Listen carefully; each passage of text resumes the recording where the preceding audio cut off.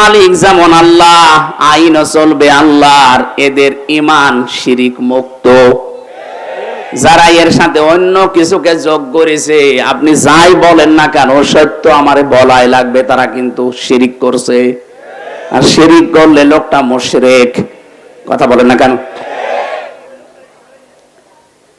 আমার ভাইরা, 2 নম্বরের বিষয় ছিল আল্লাহ রাব্বুল আলামিন বলেন যাদের ইলম আছে। এখন বাস্তবে প্রশ্ন আসতে পারে, ইলম তো দেশে অনেকেরই আছে কিন্তু সম্মান নেই। না, এটা আল্লাহর দোষ না। আপনি ইলম থাকলেই হবে না, ইলম অনুযায়ী কাজ থাকা লাগবে। আজ হাজারো মানুষের জ্ঞান আছে, দেখতে পাই ইলম আছে, কিন্তু বাতিলের পাঁচ আটা গোলামি করার কারণে তার সম্মান কুকুরের চাইতেও নিচে নেমে গেছে। ইলম মামুনুল হকের নেই। কত মানুষ তাকে উল্টা পাল্টা ধারণা পর্যন্ত করেছে, সংসদে দাঁড়িয়ে তার নামে জেনার তহমত দিয়েছে। কোথায় গেলেন আজকে? ছোট থেকে বড় পর্যন্ত এদেশে সবাই জানে যে এটা একটা মিথ্যা। আর আমি নিজে জ্বলন্ত সাক্ষী, আমি ছিলাম তার সাথে। পুরা বানোয়াট একটা মিথ্যা জিনিস তার উপরে চাপিয়ে কালার করার চেষ্টা করেছিলেন। আল্লাহ আপনাদেরকে পুরা জাতির সামনে ন্যাংটা করে দিয়েছে। এজন্য আমরা সাবধান হব। এলেম অনুযায়ী যারা আমল করছেন না, তারা যত বড় পীর সাহেব দাবি করেন না কেন, আপনি আল্লাহর লানত প্রাপ্ত বান্দা। দারাজাত আপনার জন্য না। পৃথিবীতে যারা এলেম অনুযায়ী আমল করেছে, দেখেন তাদের মর্যাদা কোথায়। আমরা এই পৃথিবীর ময়দানে পড়েছি, দেখেছি, বুঝেছি। ঈমানের উপরে আমল করেছে, জ্ঞানের উপরে সব চাইতে বেশি নবীরা। কি ইয়া হাসরাতান আলাল ইবাদ, সূরা ইয়াসিনের 30 নম্বর আয়াতে আল্লাহ বলেন, আমার আফসোস, আমার আক্ষেপ, আমার বান্দাদের জন্য আমার আফসোস।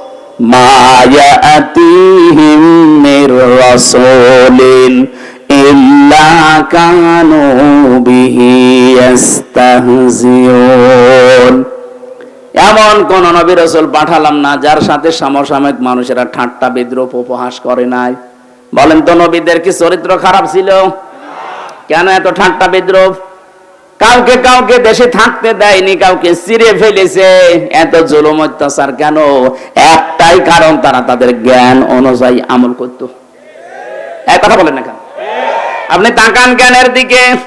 মুসা নবী জ্ঞান অনুযায়ী আমল করার কারণে ওই জামানার যারা ইহুদি, তারা তার নামই পাল্টিয়ে দিয়েছে জোসেফ। ওরা এখনো তামাম দুনিয়ায় যারা ইহুদি আছে মুসা নবীকে ডাকে, কিন্তু জোসেফ বলে ডাকে। আমি তো বিশ্বের বহু জায়গায় ইহুদির সাথে মিশে দেখেছি। আমাদের নবীর কথা আলোচনায় উঠলে যখন বলি, তখন বলে আমাদের নবীর নাম জোসেফ, অথচ নবীর নাম কি? বলেন বলেন। হযরতে মুসা আলাইহিস সালাম। খ্রিস্টানদের সাথে আমি মিশেছি, ওদের সাথে যখন নবীর তুলনা করি সূরা আলে ইমরানের 80, 81, 82, 83 এই আয়াতগুলো দিয়ে। আমি কয়েকদিন আগে সিঙ্গাপুরে, মালয়েশিয়া, থাইল্যান্ডে যে কয় দেশে ভ্রমণ করছিলাম, যতগুলো খ্রিস্টানের সাথে দেখা, এই আয়াতগুলো নিয়ে তুলনা দিয়েছিলাম। বলেন তো, আপনাদের ধর্মীয় গ্রন্থের আমাদের নবীর পরিচয় তুলে ধরার পরে ওদের নবীর নাম ওরা বলে ঈসার পরিবর্তে বলে যিশু। নাম কি? অথচ হযরত ঈসা আলাইহিস সালামের নাম আল্লাহ পুরা কোরআনে কতবার দিয়েছেন? ঈসা ইবনে মারিয়াম। আর ওরা উল্টা পাল্টা করে নাম পরিবর্তন করে দিয়েছে যিশু। কি দিয়েছে? ইব্রাহিম নবীর নাম ওরা পাল্টিয়ে দিয়েছে আব্রাহাম। হযরতে দাউদ নবীর নাম তারা পরিবর্তন করে দিয়েছে ডেভিড। মুসলিম বিজ্ঞানী ছিল আল-কামি, তার নামও পাল্টিয়ে দিয়েছে কেমিস্ট্রি। হযরতে জাবির রাদিয়াল্লাহু তাআলা আনহু, নবীজির প্রিয় সাহাবী, জলিলুল কদর সাহাবী, তার নামও পাল্টিয়ে দিয়েছে আল-জাবরা। আপনি কি মনে করেন আল-জাবরা, কেমিস্ট্রি এগুলো আসল নাম না? সব মুসলমানদের নাম। আল-কামি বিজ্ঞানী ছিল হযরতে জাবির, তিনি পারদর্শী ছিলেন। এটা আমরা অঙ্ক বলি যেটারে। পৃথিবীর প্রত্যেকটি বিষয়ের দিকে তাকিয়ে দেখলাম, যারা দুনিয়ায় তাদের জ্ঞান অনুযায়ী আমল করে, ওই প্রজন্মে যারা থাকে বিশেষ করে ইহুদি আর মুশরিক, এই দুইটা জাতি তাদের নাম খালি পাল্টাতে থাকে। এই যে নাম পরিবর্তনের হিড়িক এটা তৈরি করেছিল ইহুদিরা। এটা বাংলাদেশে অনেকে আরম্ভ করেছিল। জিয়া আন্তর্জাতিক বিমানবন্দরের নামও পাল্টিয়ে আরেকটা নাম দিয়েছে। কথা বলেন না কেন? এমন কোন জায়গা নেই যেখানে নাম পাল্টিয়ে দেয়নি। টয়লেটের নাম দিয়ে দিয়েছে বঙ্গবন্ধু টয়লেট। কেন? মানুষ ওখানে বাম্পা দিয়ে প্রবেশ করে বলে আল্লাহুম্মা ইন্নী আউযু বিকা মিনাল খুবুসি ওয়াল খাবায়েস। আমার মনে হয় এই 15.5 বছরে অনেকে এই খুবুসি খাবায়েস বাদ দিয়ে আল্লাহুম্মা ইন্নী আউযু বিকা মিনাল ওইটা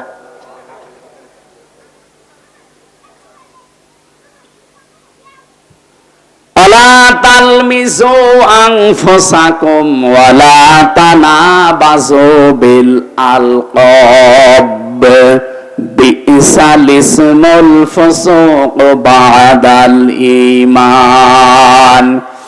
রব্বুল আলামিন বলেন, সাবধান, কারো নাম পাল্টিয়ে দিবা না, উলট পালট নামে ডাকবা না। কেউ যদি এই কাজ করো, তাওবা না করে মারা যাও, সে জালেম হয়ে মরবা। আল্লামা শাহ আহমেদ শফি রহমতুল্লাহ আলাইহি তার নামও এই দেশের একজন পাল্টিয়ে দিয়েছে তেতুল হুজুর। আল্লামা সাইদির নাম দিয়েছে দেল্লু শিকদার। আব্দুল কাদের মোল্লার নাম পাল্টিয়ে দিয়েছে কসাই কাদের। আমার নামটাও ছাতা পাল্টিয়ে দিয়েছে পিসকে হুজুর। আমি কি পিসকে? এই যে নাম পরিবর্তনের হিড়িক, এটা ইহুদিদের আর মুশরিকদের। এই আচরণ যারা শুরু করেছিলেন তারা ঠিক করেননি কাজটা। পৃথিবীর ইতিহাসে আপনি পাল্টিয়ে দিলেন 15.5 বছরে। একবারে 350 জন এমপি পালিয়ে যায়, দুনিয়াতে আমি কোনোদিন শুনিও নাই, পড়িও নাই। দেশটা কত রসাতলে নিয়ে গিয়েছেন যে জাতীয় মসজিদের ইমামও পালিয়ে গেছে।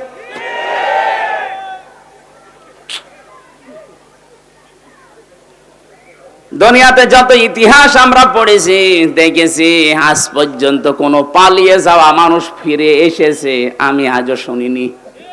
আপনি চেঙ্গিস খানের নাম দেখেন, হিটলারের নাম দেখেন। এই যে লক্ষণ সেন 805 বছর আগে পালিয়েছে, আজও ফিরে আসেনি। আরে ভাই, 805 বছর আগে যদি যাওয়ার পরে ফিরে না আসে, আশরাফ ঘানি আজও ফিরে আসেনি। বাশার আল আসাদ আজও ফিরে আসছে না, আবার আসবেও না। মাঝখানের নামটা বললাম না, যারাই গেছে জীবনও আসবে না। আসলে জনগণ পিটিয়ে মেরে ফেলবে। কিছু যদি না করে থাকে, শুধু আয়না ঘরের জন্য, অবশ্যই আপনার শাস্তি হবেই।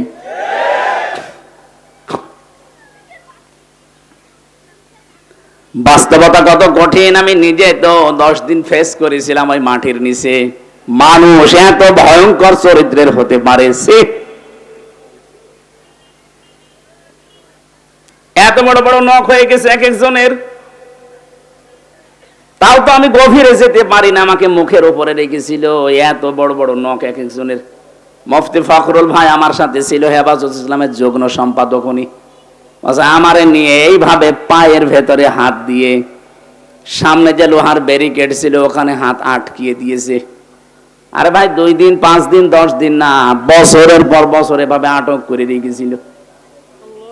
সকালবেলা কয়েকটা পচা ছোলা দিয়ে যেত, খেলে খান, না পালে ফেলে দেন। দুপুর বেলা 1 মুঠ ভাত দিয়েছে, তাও মনে হচ্ছে মাখিয়ে দিয়েছে। একটা মানুষ এই যে এখন বের হচ্ছে সিরিয়া থেকে, কারাগার থেকে, একটা মানুষ জানে না যে তার নাম কি। আপনি বুঝতেছেন? একটা মানুষ জানে না যে তার নাম কি। আমরা নিজেরাও যদি ওই রকম 10 বছর থাকতাম, আমি নিজের নামও ভুলে যেতাম। কারণ যে অবস্থায় আমি 10 দিনে আমি অসুস্থ হয়ে গেছি। মানুষ 8 বছর 10 বছর 14 বছরের মানুষ আমরা পেয়েছি, শুনেছি ওখানে আছে। এই লাখ দিয়ে খুশিয়ে খুশিয়ে কেউ কেউ দেওয়ালের সাথে ভাঙা ভাঙা অক্ষরে লিখে রেখেছে, ভাই যদি বাইরে যেতে পারেন তবে বলবেন যে এই নাম্বারের লোকটা বেঁচে আছে। আর আপনি বলেন আমি কি করেছি? এখনো পর্যন্ত আপনি জালেমের সাফাই গান। আপনি মানুষ, জানোয়ারে এত নিচে নামে না, আপনি তো টের পাননি। একটা মানুষ জানে না এটা কোন বছর, এটা কোন মাস, এটা কোন দিন, কয়টা বাজে, ও কিচ্ছু জানে না। 24টা ঘন্টা, এদিকে 1.5 হাত, এদিকে 2.5 হাত, এতটুকু জায়গায় পড়ে আছে। 1 দিন 2 দিন না, 14 বছর। আপনি কি আর কি মনে করেন? যা করেছে যদি 1000 বার ফাঁসি দেওয়া হয়, তাও আরো 100 বার দেওয়া যাবে।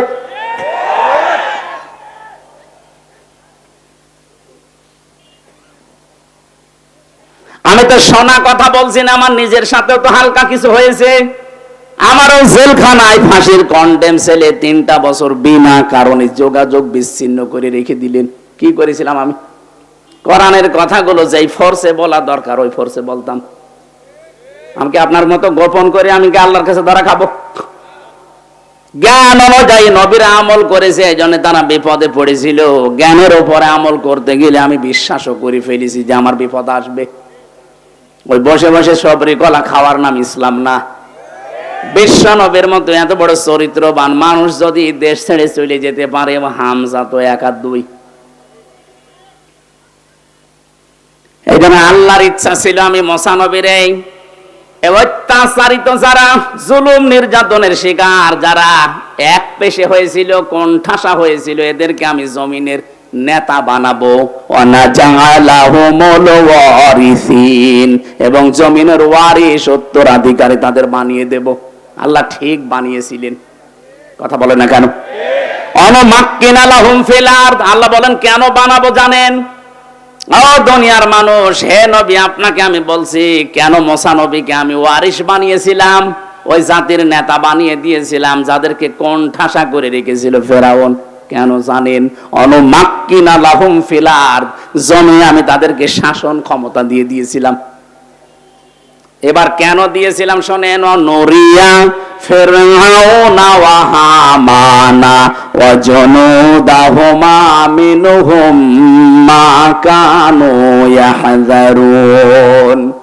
আমি আল্লাহ দেখাতে চেয়েছি ফেরাউনকে, হামানকে আর ওর সৈন্যবাহিনীকে, ওরা সবচেয়ে বেশি যেই দলকে ভয় পেত ওই দলকে আমি ক্ষমতায় দিয়ে দেখিয়েছি যে দেখ কেমন লাগে।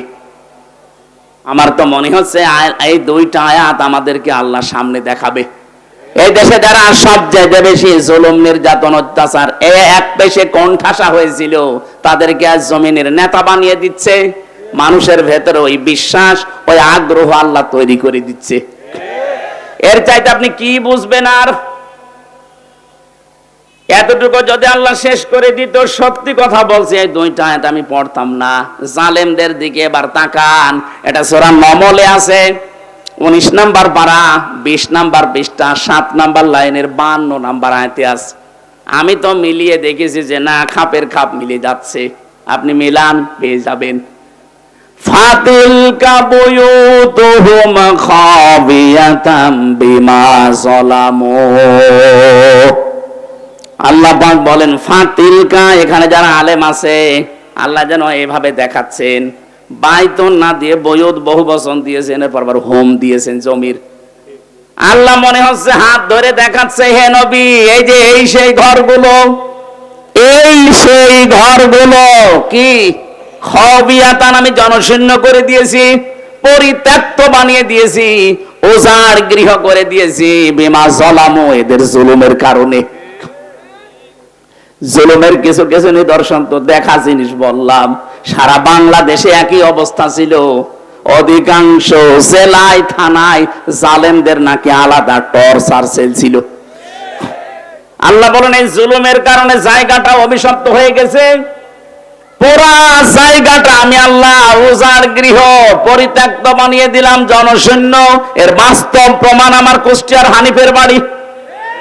আপনি যে দেখেন আজ জাতীয় টয়লেট হয়ে গেছে। জালেমদের প্রতি মানুষের এত রাগ, ওর বাড়ির পায়খানার প্যান পর্যন্ত খুলে নিয়ে চলে গেছে। শুধু একটা না, সারা দেশের 630টা থানা কম বেশি আমি ঘুরছি, যেখানে জালেমদের বাড়ি ঘর একটাও মানুষ রাখে নাই। আল্লাহ মনে হচ্ছে নিজের হাতে সব জনশূন্য করে দিয়েছে। এতটুকু আল্লাহ শেষ করেননি। এবার পরের কথাটা আমাদের জন্য শুনতেছেন। ইন্না ফি যালিকা লাআয়াতাল লিকাউমিন ইয়ালামুন। এখানে লামে তাকিদ আছে। আল্লাহ বলেন অবশ্যই এর ভেতরে শিক্ষা আছে যারা জ্ঞানী মানুষ তাদের জন্য। এখন আমাদের শিক্ষা কি? এই জালেমদের এত বড় 15 বছরের শিকড়, কত নিচে ওদের শিকড় ছিল আপনি টের পেয়েছেন? দারোয়ান থেকে শুরু করে সংসদ পর্যন্ত প্রতিটি জায়গায় জালেমদের লোক সেট করা ছিল। আপনি টের পাচ্ছেন না? তাই যারা বাস্তবতার সম্মুখীন তাদের জিজ্ঞাসা করেন কি শিকড় তারা গেড়েছিল। আল্লাহ বলেন ফাকুতিহা দাবিরুল কওমিল্লাযিনা যালামু, জালেমদের শিকড় কেটে দেওয়া হয়ে গেছে। এদের এত বড় শিকড় কেটে যদি এদের বাড়ি ঘরগুলো আজ টয়লেট বানিয়ে দিতে পারে আল্লাহ, আমাদের জন্য লাম দিয়ে শিক্ষা দিয়েছেন, লামে তাকিদ, সাবধান। আগামীতে যদি কেউ ক্ষমতার চেয়ারে বসে, তারাও যদি জনগণের উপরে জুলুম করে, তাদের বাড়ি ঘর আমি পরিত্যক্ত করে দেব। আল্লাহ এটা পারবে না? কথা বলেন না কেন? এই জন্য যারা একেবারে আন্টি শান্তি নিয়ে আসেন, তারা চেয়ারে বসে কি করি দেখো, কি করবা? 5 বছর নাই করবা, তোমার বাড়ি ওরকম জনশূন্য হয়ে যাবে, জাতীয় টয়লেট হবে। কেন হবে না? এবার আসেন বাস্তবতায়। আমি নিজের জীবন থেকে বলছি, কাবা শরীফ তাওয়াফ করছিলাম, 6ষ্ঠ চক্কর শেষ করে 7 চক্করের পরে আমার পাপে পানি পিপাসা। ওপরে যে জমজমের পানি খাওয়ার পরে একটু উপরে গেছি, দেখি আমার পেটে যন্ত্রণা। কি গো, ভালোই তো লাগছিল। এক পুলিশকে ডাক দিয়ে বললাম, ইয়া সাদেক থাল, এদিকে আসেন। ও আমার বলছে কি? আমি বললাম এখানে ফার্মেসি কোথায়, আমার ঔষধ লাগবে, আমার পেটে মারাত্মক ব্যথা। এতক্ষণ তো আমার কিছুই হয়নি, ভালোই লাগছিল। পুলিশ আমারে বলে, ইয়া হাজি ওল হজ্জা, তাই না বেলা দোকা? ও হাজি, দেশ কোথায়? জি তুমি বাংলাদেশ। বাংলাদেশ থেকে এসেছি। ওর ভাষা দিয়ে আমারে বলছে, হাজি আপনি জানেন না এটা কোন জায়গা? না তো। আবু জেহেলের বাড়ি। আপনি এখনো পায়খানা না করে দাঁড়িয়ে আছেন, তাড়াতাড়ি করেন। পায়খানা করে দেখে আমার পেটের ব্যথা ভালো হয়ে গেছে। আল্লাহ যেন আমার হাত ধরে দেখাতে যায়, হামজা এত টাকা খরচ করে 6,500 কিলোমিটার দূর থেকে আসলে আরো শয়তানের বাড়ি পায়খানা না করে চলে যাবা, তাড়াতাড়ি করো। আমার ওই ঘটনা 16 সালের হজের ঘটনা আমার মনে পড়ছে। ঠিক এখন যেন বাংলাদেশে এইটাই করে দিয়েছে আল্লাহ।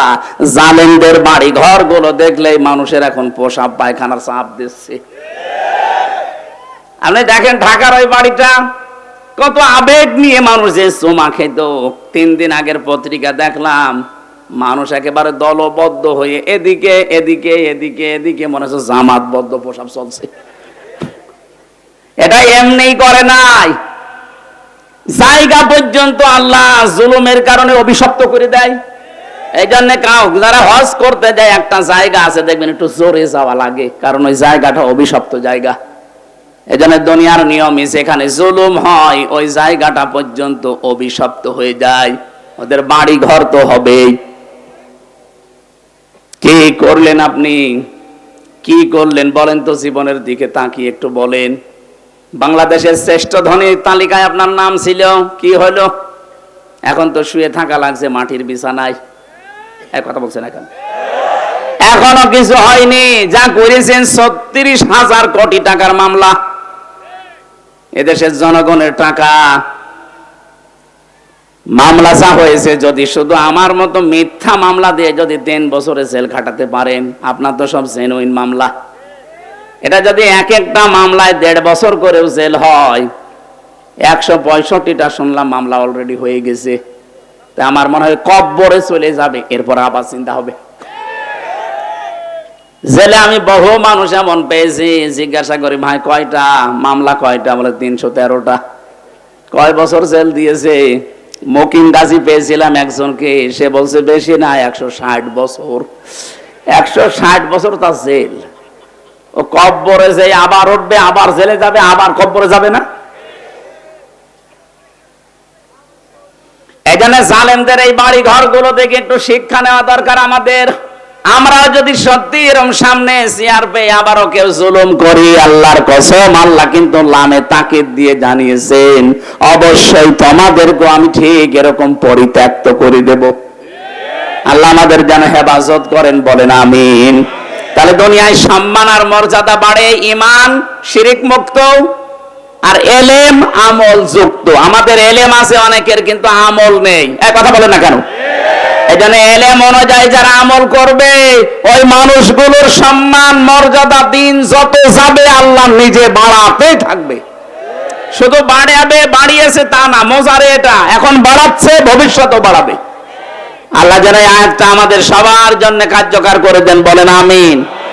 দরুদ আর সালাম পাঠ করার মাধ্যমে তেলাওয়াতকৃত আয়াত ছিল, একটা পরিচিত আয়াত, কিন্তু এর ভেতরে কিছু গুরুত্বপূর্ণ তথ্য আছে। আমার আজকের আলোচনার বিষয় প্রবেশ করো।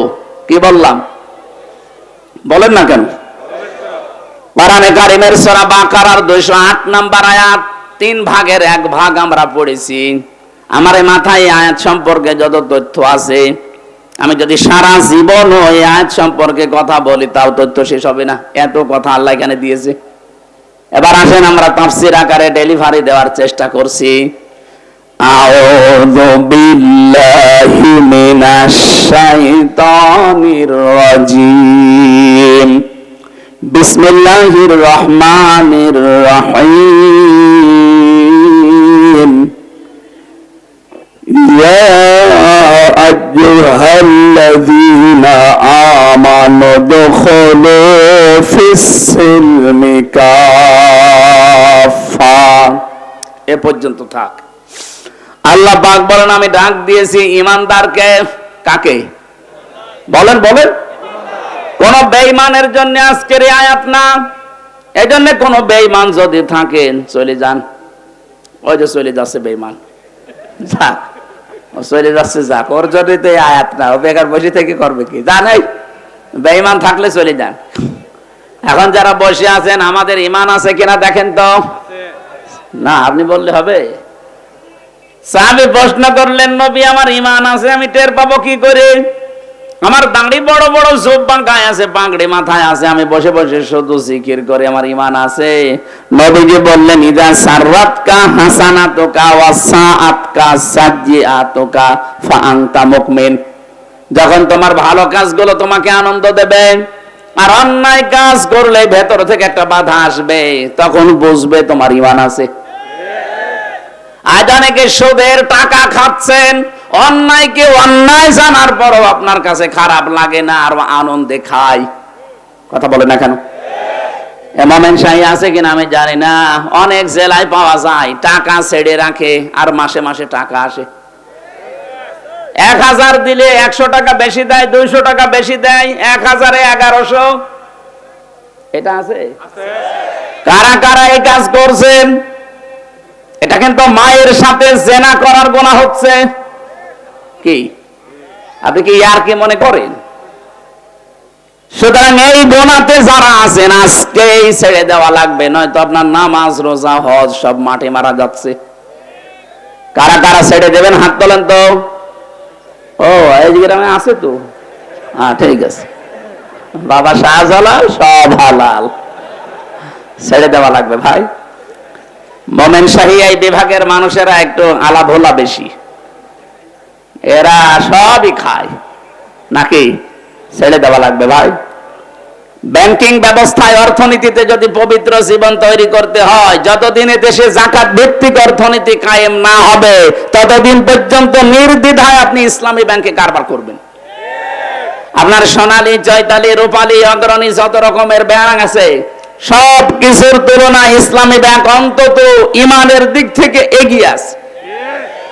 এখন বলেন না সবই সুদ, হ্যাঁ ঠিক আছে। নবীজি নিজে 13 বছর মক্কায় থাকতে নামাজ আদায় করেছিলেন না করেননি? যে সময় নামাজ পড়তেন ওই 13 বছর কাবা শরীফের ভেতরে মূর্তি ছিল 313টা। বলেন 313টা মূর্তির সামনে নিয়ে তিনি 13 বছর নামাজ পড়লেন, ওনার নামাজ হয়েছে? হ্যাঁ এরা বলে না কেন? হ্যাঁ নামাজ হয়নি। মূর্তির সামনে নিয়ে নামাজ হইলো কি করে? যতদিন পর্যন্ত মূর্তি ওখান থেকে ফেলে দেওয়ার মতো ক্ষমতা হাতে পাননি। হ্যাঁ, মদিনায় যাওয়ার পরে, রাষ্ট্রনায়ক হওয়ার পরে নিজে এসে মূর্তি ভেঙেছিলেন, কিন্তু এর আগে তিনি মূর্তি ভাঙা দূরের কথা, ফেলে দেওয়ারও সাহস পেয়েছিলেন। কথা বলেন না কেন? যতদিন পর্যন্ত দেশে ইসলামী রাষ্ট্র কায়েম না হয়, ততদিন আপনি মূর্তির সামনে নিয়ে নামাজ পড়েন। সব ব্যাংকে আছে কম বেশি 100% বেঁচে থাকা সম্ভব না। এদেশে যতদিন যাকাত ভিত্তিক অর্থনীতি কায়েম না হবে, ততদিন পর্যন্ত আপনি জীবনেও পারবেন না। তারপর ব্যবসায়িক যে নিয়ম নীতিগুলো আছে ইসলামী অর্থনীতিতে, একটু পড়াশোনা করবেন।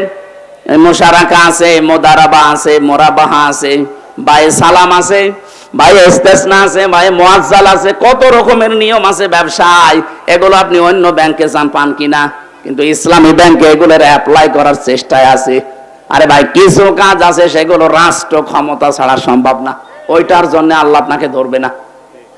কারণ নবীজি যদি নিজে মূর্তির সামনে নিয়ে 13 বছর নামাজ পড়তে পারেন, আমরা যতদিন পর্যন্ত যাকাত এই দেশে রাষ্ট্রীয় ভাবে কায়েম করতে না পারবো, ততদিন পর্যন্ত আপনি করেন। এদের শরিয়া বোর্ড আছে, বড় বড় আলেম আছে, গোনা হলে আল্লাহ তাদের দেবে, আপনাকে বাঁচিয়ে দেবে। পাকিস্তানের বর্ডারে মার খায়, চীনের বর্ডারে মার খায়, নেপালের বর্ডারেও মার খায়, মায়ানমারেও মার খাচ্ছে। শুধু আমাদের মারে। আমাদের মারে কেন? পাকিস্তানকে মারতে পারে না, চীনকে মারতে পারে না, আমাদের মারবে কোন কারণে? আমরা কোরআন কারিমের পররাষ্ট্রনীতির আয়াত যেগুলো আছে, এগুলো যদি সামনে নিয়ে এইটাকে দিন মনে করে চালাতে পারতাম, আত্মসমর্পণ করতাম আল্লাহর বিধানের সামনে, তামাম পৃথিবীর সবার ভেতরে আল্লাহ আমাদের ভয় ঢুকিয়ে দিত। পৃথিবীতে সবচাইতে বেশি মরণকে ভয় পায় মুশরিকরা।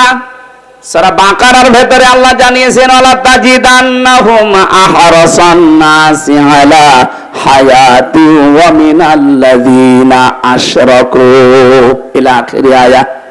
হে নবী, অবশ্যই আপনি দেখতে পাবেন মুশরিক যারা, তারা হায়াতের প্রতি, জীবনের প্রতি সবচাইতে বেশি লোভনীয়।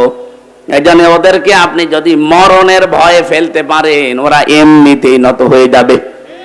আমরা শুধু বলেছি যে চিকিৎসার জন্য যাব না, দাদারা এখন এর অনভ হয়ে গেছে, ওদেরকে মরণের জায়গায় কামড় দেওয়া লাগবে। ওরা সবচাইতে বেশি ভয় পায় মরণকে।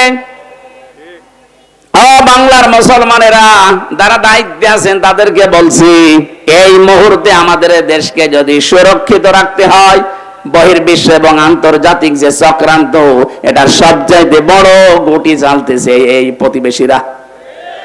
এদের থেকে এখন মুখ ফেরান, কারণ আশপাশের প্রত্যেকটা দেশ যদি ভারত ছাড়া চলতে পারে, আমরাও চলতে পারবো। কথা বলে না কেন? ব্যবসা বাণিজ্য এখন পাকিস্তানের সাথে আবার মতো ফিরে যান, চীনের সাথে লাগান, তুরস্কের সাথে লাগান, নেপালের সাথে লাগান। ও দাদারা এমনি কালকে আব্বাসান বলে ডাকবে। ওদের উপরে উপরে যা, ভেতরে কিন্তু এরকম নেই, আমি জানি। কারণ 17, 18, 19, 20 4 বছর পুরা ভারত আমার ঘোরা শেষ। আমি দেখেছি ওদের দুর্বলতার জায়গা কোনটা। সবচাইতে বেশি ভয় পাবে মরণকে। আর আমরা মুসলমান যারা তামাম দুনিয়ায় সবচাইতে বেশি ভালোবাসি মরণকে, কারণ এটা আমাদের কাছে হাদিয়া। কথা বলেন না কেন? এখানে আমি ইসলামে পরিপূর্ণ আসলাম কিনা এর প্রথম প্রমাণ হচ্ছে আত্মসমর্পণকারী হওয়া লাগবে। আর কিভাবে করতে হবে আমাদের জাতির পিতা শিখিয়েছেন। 2 নাম্বার আমার ইখলাস লাগবে, 3 নাম্বার আমার আকীদা শুদ্ধ হওয়া লাগবে, 4 নাম্বার আমার চরিত্র উন্নত হওয়া লাগবে, 5 নাম্বার আমার লেনদেন স্বচ্ছ থাকা লাগবে। এখন এক একটা শব্দের ভেতরে লক্ষ লক্ষ কথা ঢুকিয়ে আছে। যত টান দেবেন গবেষণা করে তত বের হবে। আমার এই মোবাইলে প্রায় 5000 তথ্য দেওয়া আছে আয়াতের উপরে। এখন যেহেতু মাগরিবের নামাজ সামনে, আর আমার সে এশার পরে আলোচনা আছে সে গাজীপুর, কাপাসিয়া, অনেক দূরে। আমি এই জন্য সময় আর দিচ্ছি না। আমার গাড়িতে আমার জেলখানার লেখা কিছু বই আছে, শিক্ষিত মানুষেরা যাওয়ার সময় নিয়ে যাবেন। অনেকগুলো তথ্য ওখানে দিয়েছি। মা বোন যারা এসেছেন, আপনাদের জন্য আলাদা করে কিছু বলতে পারলাম না। আগামীতে আসলে মাহফিল রাতে নেবেন। কোন জায়গায় এই যে একজন আজকে 30 সাল থেকে এসেছিল, কারা যেন, ওনাদের এই মাহফিলটা আমি রাতের বেলা দেখি চেষ্টা করব। একটা মাহফিলই হবে একদিন, খালি রাতের বেলা। পুরা জেলা মিলে যদি 2টা দেওয়া যায়, এই মাথায় একটা ওই মাথায় একটা, পুরা জেলা কভার হয়ে যাবে ইনশাআল্লাহ। আগামীতে আসবো, কথা দিচ্ছি। আবার আজকের মতো আমার শরীর এবং সময়ের দিকে খেয়াল করে শেষ করলাম। ওই গাড়ি থেকে যাওয়ার সময় একটু নিয়ে যেন। আল্লাহুম্মা আমিন। লা ইলাহা ইল্লা আনতা স্থানের বর্ডারে মার খায়, চীনের বর্ডারে মার খায়, নেপালের বর্ডারেও মার খায়, মায়ানমারেও মার খাচ্ছে। শুধু আমাদের মারে। আমাদের মারে কেন? পাকিস্তানকে মারতে পারে না, চীনকে মারতে পারে না, আমাদের মারবে কোন কারণে? আমরা কোরআনে কারিমের পররাষ্ট্রনীতির আয়াত যেগুলো আছে এগুলো যদি সামনে নিয়ে এইটাকে দিন মনে করে চালাতে পারতাম, আত্মসমর্পণ করতাম আল্লাহর বিধানের সামনে, তামাম পৃথিবীর সবার ভেতরে আল্লাহ আমাদের ভয় ঢুকিয়ে দিত। পৃথিবীতে সবচাইতে বেশি মরণকে ভয় পায় মুশরিকরা। সূরা বাকারার ভেতরে আল্লাহ জানিয়েছেন, আলা তাজিদান্নাহুম আহরাসান নাসি আলা হায়াতি ওয়া মিনাল্লাযিনা আশরাকু ইলা আখির আয়াত। হে নবী, অবশ্যই আপনি দেখতে পাবেন মুশরিক যারা, তারা হায়াতের প্রতি, জীবনের প্রতি সবচাইতে বেশি লোভনীয়। এজন্য ওদেরকে আপনি যদি মরণের ভয়ে ফেলতে পারেন, ওরা এমনিতেই নত হয়ে যাবে। আমরা শুধু বলেছি যে চিকিৎসার জন্য যাব না, দাদারা এখন এর অনভ হয়ে গেছে। ওদেরকে মরণের জায়গায় কামড় দেওয়া লাগবে। ওরা সবচাইতে বেশি ভয় পায় মরণকে।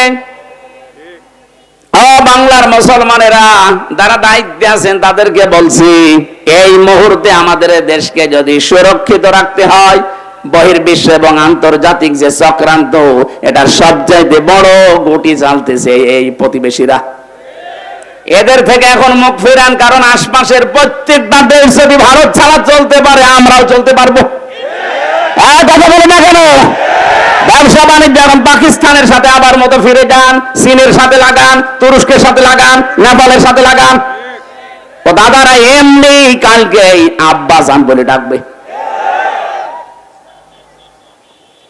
ওদের ওপরে ওপরে যা, ভেতরে কিন্তু এরকম নেই, আমি জানি। কারণ 17, 18, 19, 20 4 বছর পুরা ভারত আমার ঘোরা শেষ। আমি দেখেছি ওদের দুর্বলতার জায়গা কোনটা। সবচাইতে বেশি ভয় পায় মরণকে। আর আমরা মুসলমান যারা তামাম দুনিয়ায় সবচাইতে বেশি ভালোবাসি মরণকে, কারণ এটা আমাদের কাছে হাদিয়া। কথা বলেন না কেন? এজন্য আমি ইসলামে পরিপূর্ণ আসলাম কিনা এর প্রথম প্রমাণ হচ্ছে আত্মসমর্পণকারী হওয়া লাগবে। আর কিভাবে করতে হবে আমাদের জাতির পিতা শিখিয়েছেন। 2 নাম্বার আমার ইখলাস লাগবে, 3 নাম্বার আমার আকীদা শুদ্ধ হওয়া লাগবে, 4 নাম্বার আমার চরিত্র উন্নত হওয়া লাগবে, 5 নাম্বার আমার লেনদেন স্বচ্ছ থাকা লাগবে। এখন এক একটা শব্দের ভেতরে লক্ষ লক্ষ কথা লুকিয়ে আছে। যত টান দেবেন গবেষণা করে তত বের হবে। আমার এই মোবাইলে প্রায় 5000 তথ্য দেওয়া আছে আয়াতের উপরে। এখন যেহেতু মাগরিবের নামাজ সামনে, আর আমার সে এশার পরে আলোচনা আছে সে গাজীপুর, কাপাসিয়া, অনেক দূরে। আমি এই জন্য সময় আর দিচ্ছি না। আমার গাড়িতে আমার জেলখানার লেখা কিছু বই আছে, শিক্ষিত মানুষেরা যাওয়ার সময় নিয়ে যাবেন। অনেকগুলো তথ্য ওখানে দিয়েছি। মা বোন যারা এসেছেন, আপনাদের জন্য আলাদা করে কিছু বলতে পারলাম না। আগামীতে আসলে মাহফিল রাতে নেবেন। কোন জায়গায় এই যে একজন আজকে 30 সাল থেকে এসেছিল, কারা যেন, ওনাদের এই মাহফিলটা আমি রাতের বেলা দেখি চেষ্টা করব। একটা মাহফিলই হবে একদিন, খালি রাতের বেলা। পুরা জেলা মিলে যদি 2টা দেওয়া যায়, এই মাথায় একটা ওই মাথায় একটা, পুরা জেলা কভার হয়ে যাবে ইনশাআল্লাহ। আগামীতে আসবো, কথা দিচ্ছি। আবার আজকের মতো আমার শরীর এবং সময়ের দিকে খেয়াল করে শেষ করলাম। ওই গাড়ি থেকে যাওয়ার সময় একটু নিয়ে যেন। আল্লাহুম্মা আমিন। লা ইলাহা ইল্লা আনতা